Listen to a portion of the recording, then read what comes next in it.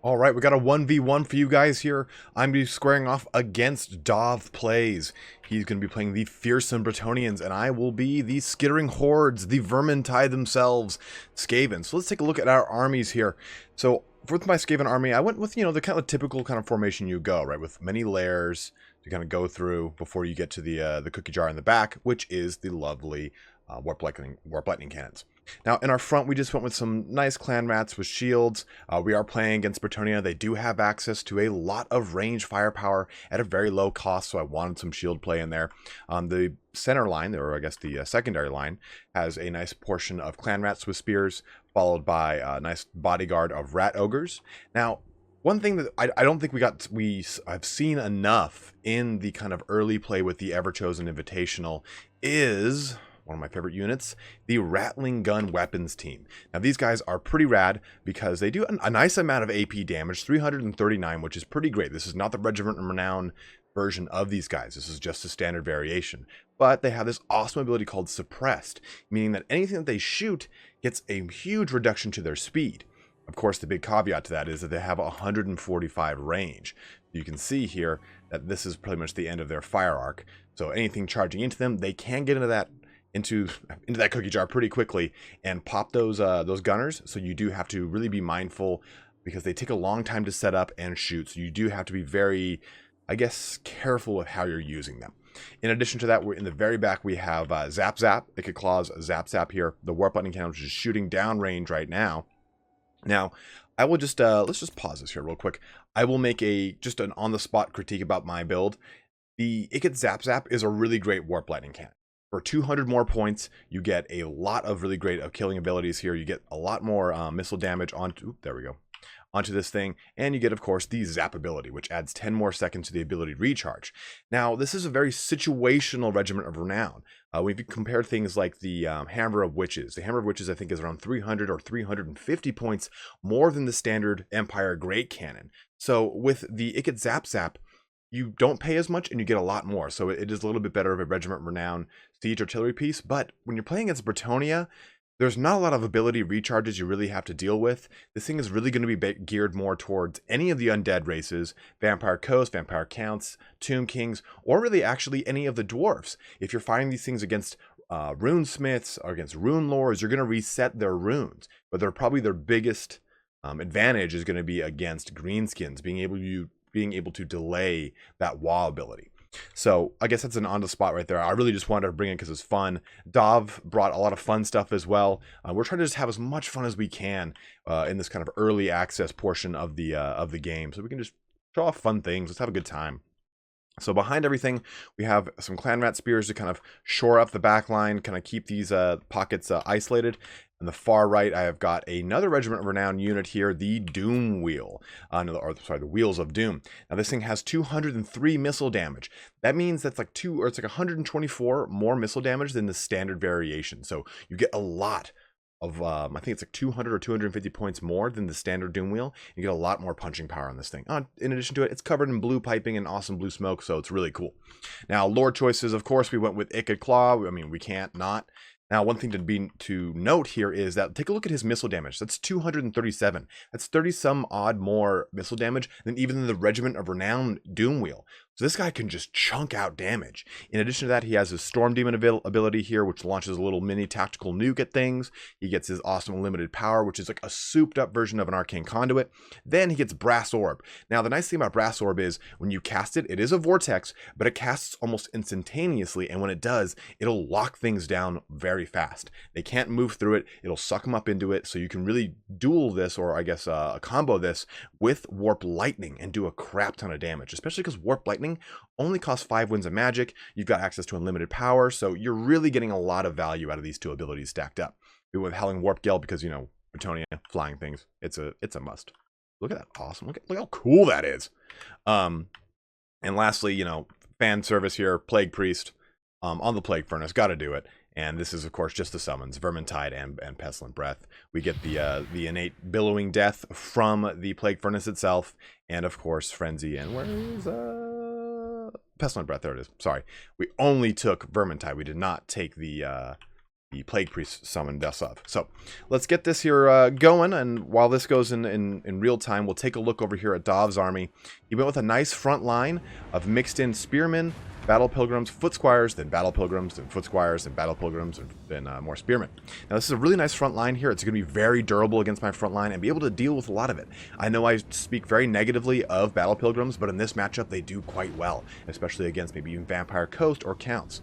Now like I said, very cheap missile fire here, so we have 4 units of peasant bowmen, all with pox arrows. So 2 with pox arrows, 2 with fire arrows, and we've got 4 total units of knights errant. And knights errant in this matchup are very strong in my opinion. I personally am not a huge fan of knights errant, but it's mainly because of their low stat line by comparison to some of the other better shock cav. I didn't even like them in tabletop. I thought they were stupid models. None of them wore helmets, and I can't stand things that don't wear helmets. So knights errant on their own, of course, 80 armor here, or I'm sorry, yeah, 80 armor, 65 leadership, which is their big crux. They do have quite a low leadership. They don't benefit from things like Blessing of the Lady and the such, but they do quite a bit of good shock damage. They're very inexpensive. They're really great for just riding down a lot of the chaff and low armor and low stopping power infantry of the Skaven. Now, on the far left flank here, we can see that he does have the Lore of Heavens.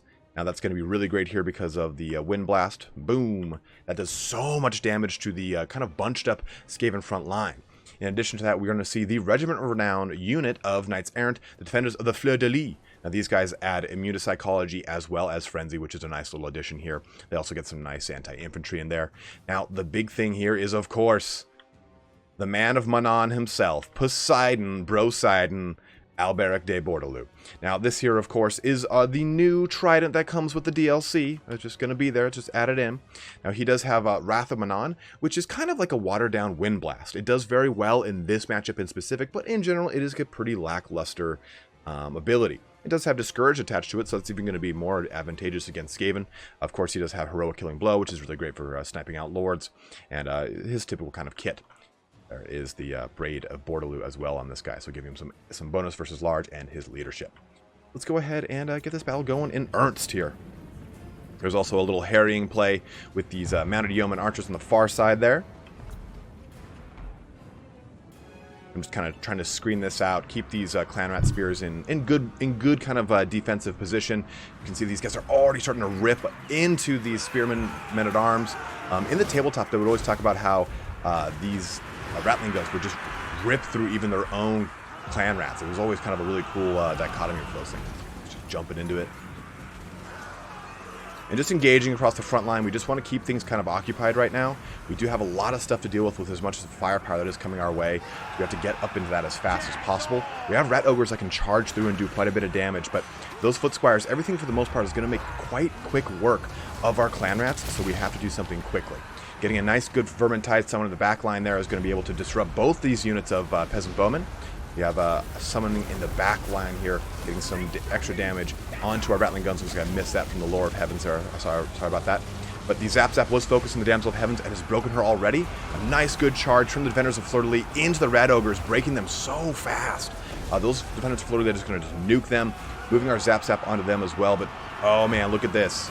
This last samurai moment. Right into them.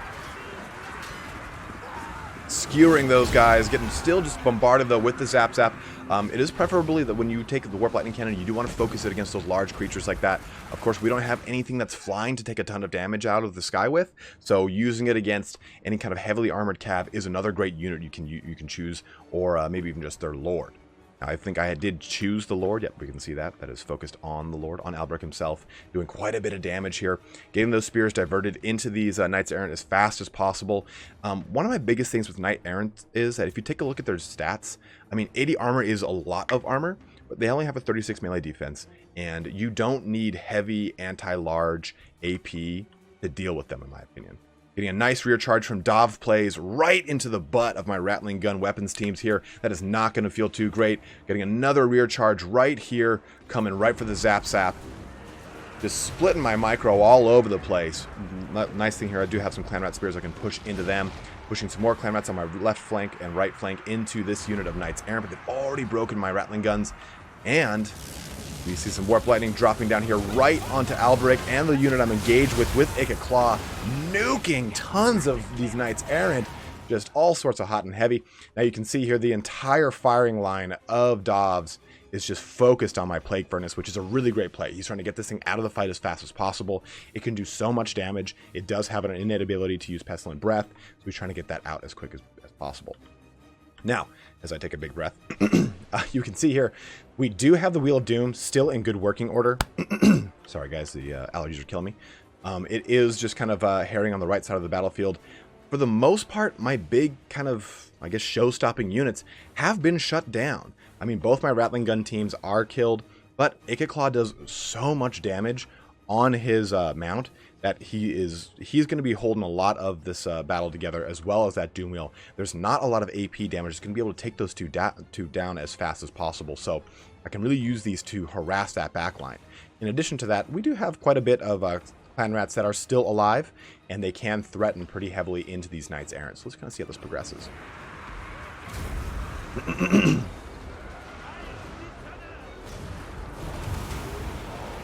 Nice Pestilent Breath kicking out over there. Albrecht over here using the, ooh, there it is, rally, to keep all of his units in line. Jumping right onto that Plague Furnace, which is a good call there. We've got a summon of clan rats onto this unit of archers, trying to shut them down. Storm Demon nails Albrecht, bringing him so low in health, trying to just pop that leadership of the Bretonnia. We've already dealt with their damsel, and I believe she's come back, but she's right there. So she does have access to Wind Blast that can do tons of damage to us right now, so it's going to be a matter of shutting down both these leadership units to really help us kind of put that nail in the coffin for Bretonnia. The big thing here, though, is that now that we're getting that backline action going, the Plague Furnace is starting to route off there, getting surrounded by the Knights Errant, but we've used the Doom Wheel to shut down that entire backline of firing in conjunction with some clan rats being summoned up. Now, the Rat Ogres here, one thing I kind of want to showcase on the Rat Ogres, they're about 800 points.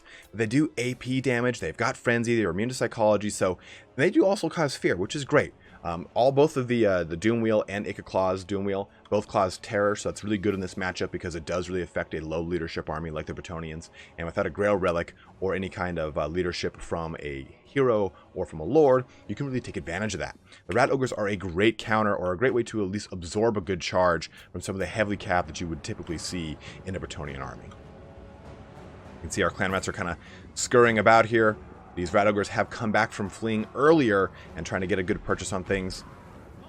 I believe this is going to be a Chain Lightning coming down. Chain Lightning ripping through some clan rats here. And if you've played the campaign, and if you haven't played multiplayer, you do know how devastating this can be, especially against Skaven. So Dav, knowing that, did bring that Chain Lightning, looking to just drop a bomb on me, and it did just kind of squirm off over here. I think there was a Brass Orb earlier over in this direction we did miss, but the Brass Orb, in and of itself, like I was saying, it can be a really great way to lock down a charging unit or keep a unit in place so you can combo punch them with that Warp Lightning.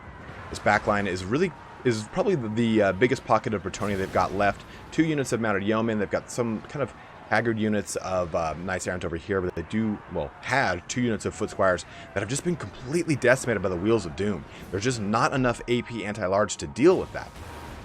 Look how much health he chunks out with every shot of his weapon. I mean, 237 AP missile damage is just nothing to scoff at. Got a nice Warp Lightning back there to just chew up some peasant bowmen, and we're really starting to put the Bretonnians to the hills as we just kind of march over what's left of the army here. Now, this is by no means a done fight. You do have to really kind of make sure that you don't let anything, I guess, congregate back together. If Dav could establish a good line again and really kind of go at me with it, it could really take things down and kill me quite quickly. So really what, at this point of the game, it's making sure to chase off the things that are quite low.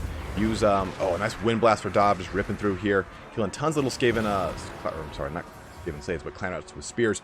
The big thing, though, of course, is making sure you chase down those units that are low in health, or making sure that they just get to the point that they shatter. Once they shatter, you don't have to worry about them.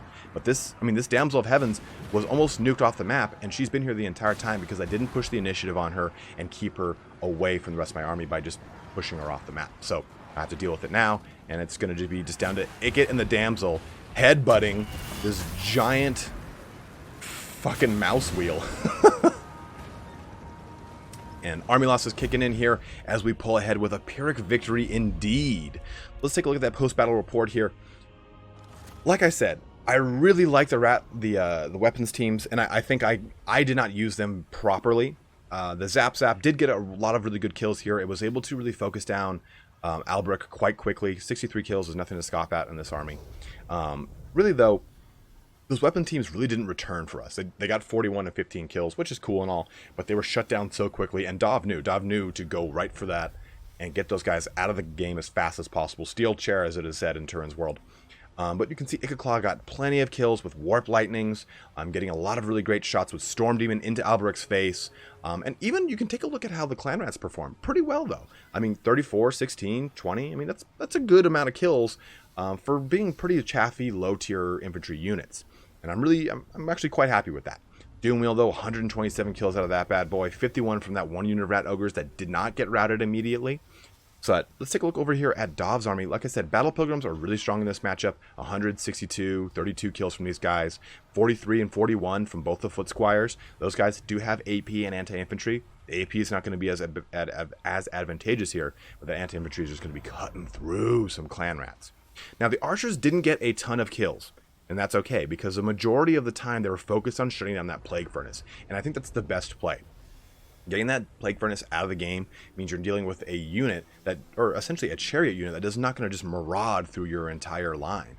If that Plague Furnace wasn't shut down by those archers, it would have made short work of what was left of those Foot Squires. So I think a really great play on Dav's part there. But we got plenty more games for you guys here. DahvPlays and I played about 3-4 games in total. This is the only one that I won. I will, of course, put up the 2 losses. One with me playing the Dark Elves, one with me playing the High Elves. And Lizardman, I think, he was playing the Skaven on one and the Lizardman on the other. So you'll see those in the next coming days here, guys. We got plenty of stuff coming out here with the early access, plenty of streams, plenty of fun stuff. But stay tuned, have a good one, and take care.